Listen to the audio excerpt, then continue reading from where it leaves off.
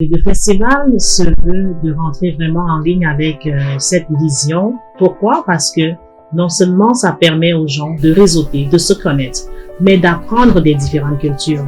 Et vous allez voir que lorsqu'on parle du festival interculturel, nous voulons impliquer des personnes d'origines diverses. C'est pour ça que nous voulons, en tant qu'immigrants, d'abord apprendre de cette communauté qui nous accueille, c'est-à-dire la culture québécoise. Nous avons invité le groupe Les Danseux, que vous allez voir pour nous montrer l'authenticité québécoise. Il est important de respecter ce peuple qui nous accueille.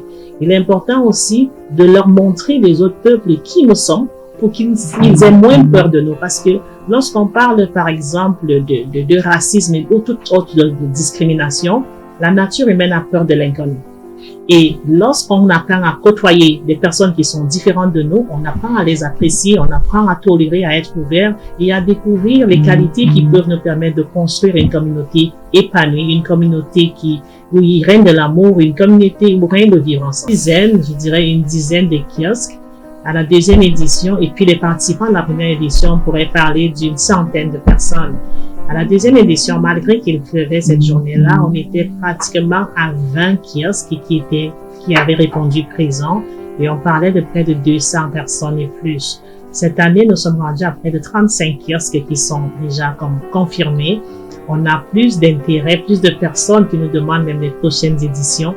Et nous voyons aussi la diversité au niveau des kiosques, parce qu'il faut dire ici que tous les organismes communautaires ont accès gratuitement à venir parler de leurs services, parce que dans toutes les actions que nous posons, dans toutes les activités, l'objectif est de permettre à la communauté d'en bénéficier.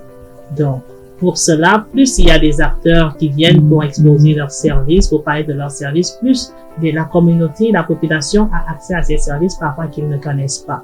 Et lorsqu'on a cette année aussi, on a le gros podium là avec des orchestres. On n'a jamais eu d'orchestre, c'était des prestations parfois de certains groupes avec un système de son. Mais cette année, on a vraiment un orchestre professionnel. On a plusieurs stars de renom. On a le groupe Gotha, on a Jelly Tapa qui est notre star au niveau du Mali. Et encore, il faudrait que je souligne que nous avons comme marraine du festival son Excellence l'ambassadrice du Mali au Canada.